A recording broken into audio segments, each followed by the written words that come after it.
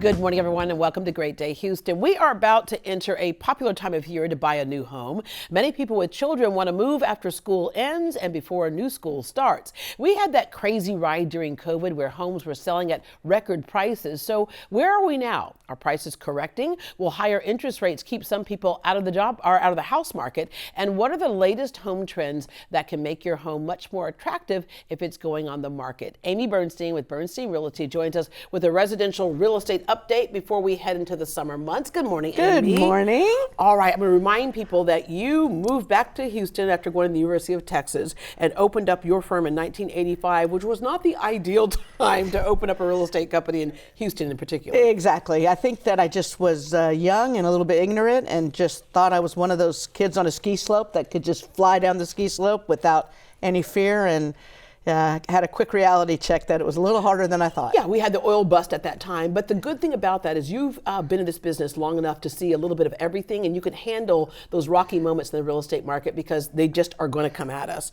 Okay, so when it comes to real estate, one of the things that was driving the prices was inventory, but people right now are like, okay, no, it's going to correct itself. The market's going to correct itself. Maybe a little bit, but the problem is we still don't have enough inventory. No, we still don't have enough inventory. And what happens is prices are stable, and they are absolutely getting into bidding wars when there is no inventory. So prices are still selling for greater than the asking price just because buyers are thrilled when something comes on the market. So the sales in Houston are actually down, not because of anything other than the number of sales is down because there's not as many homes to buy right now. Yeah, we still have a lot of people migrating from California, New York, where they're coming here saying, you're only asking what for this? Because they're used to paying much higher prices. I mean, the easiest people to please are those coming from the East Coast and things like that. And California, people love our prices. So our prices and really our interest rates are still very, very affordable. Yeah, okay, interest rates. It's still very affordable, but anytime it goes up, people go, okay, now we're priced out of the market. But they went way down for a reason, and they're not as high as they have been in years past. Right. My first home was at 16 and 7/8. That sounds crazy. And I remember when interest rates got into single digits, everybody was just, woohoo, this is awesome. Yeah. And then they went down to crazy low limits, and it was not sustainable. It couldn't stay at that price. So now they're in the high fives, low sixes, and quite frankly, that's still a great interest rate. Yeah, and as they're saying, don't fall in love with the interest rate, fall in love with the house. Exactly. So you can always refinance. So people think rates are going to go back down, that we've had a little short-term hike. And so a lot of people are on the fence waiting for them to go down. And what I would say is don't wait for them to go down. Yeah. They're still very affordable. Go ahead, find the home you love, marry the house, and you can always refinance the interest rate. All right. A lot of things can drive areas and drive a home sale. Location, right? If you're working in the medical center, are you close to the medical center, for example? The other thing for people with children is the school district. We certainly know that HISD has hit the headlines for going through some tough times. Oh, yes.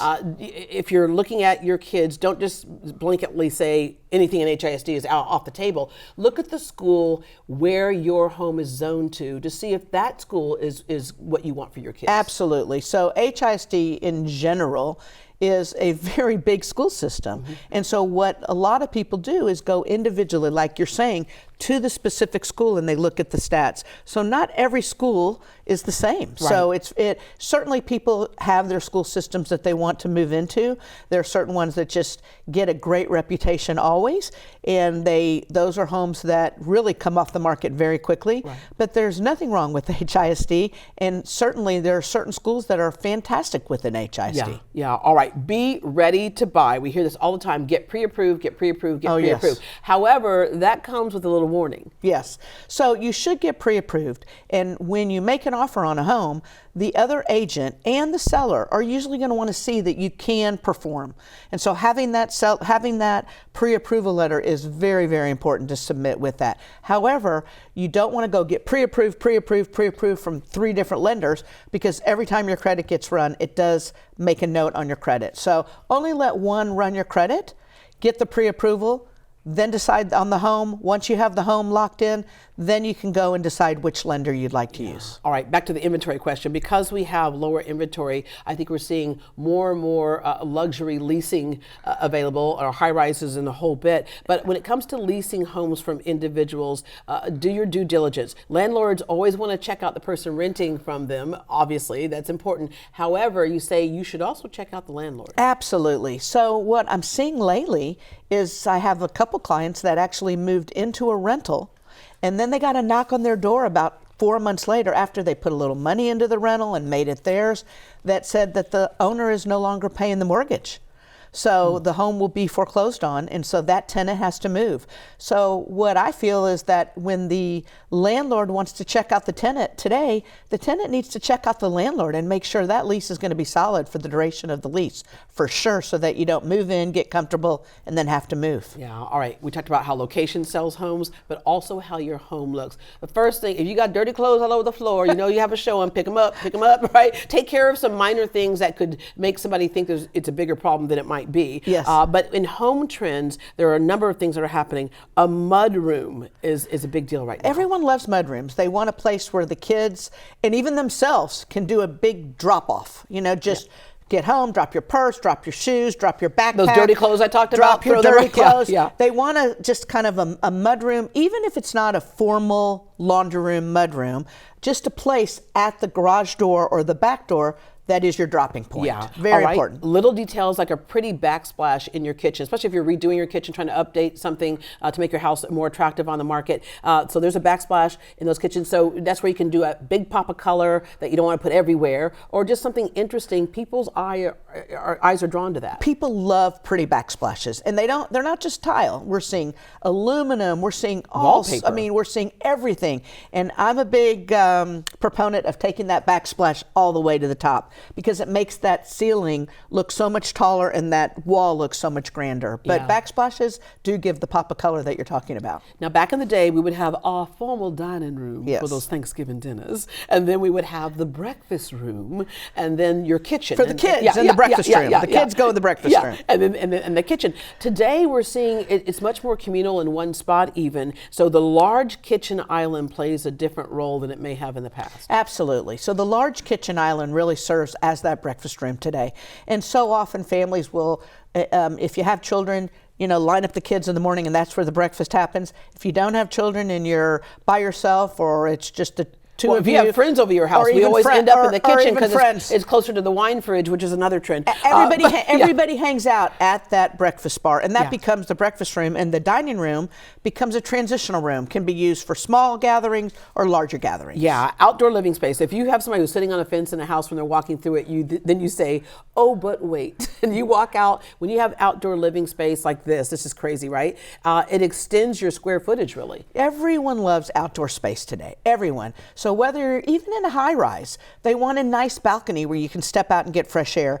But if you're in a patio home, just having a water feature or a nice patio or a outdoor grill, just to be able to grill outside, but just to step out and get some, so you're seeing landscaping, you're seeing fire pits, you're seeing kitchens, TVs, right? I mean, it adds another room to the house. Yeah. Back to kitchens. Bright kitchens are in. Color is back. We can see, I think, navy and teal is one of the things that came in recently. Yes. You talked about how that formal dining room, use that as another space if you want to.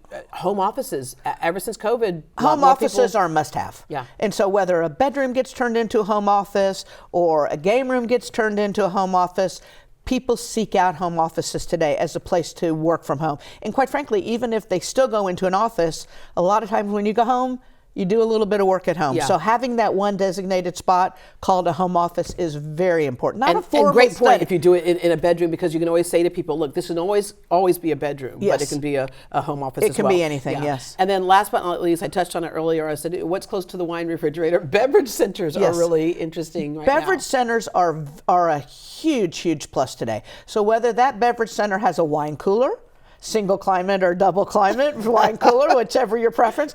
But if it has a drink refrigerator, it sure is nice to tell people, oh, go ahead and grab a drink. It's right in the drink refrigerator. Or kids come home and just grab something out of rather than open up the refrigerator and see all your stuff in the refrigerator. So having that designated spot, whether it's entertaining or living, is very important. And I will say one other thing that I think is very important is lighting.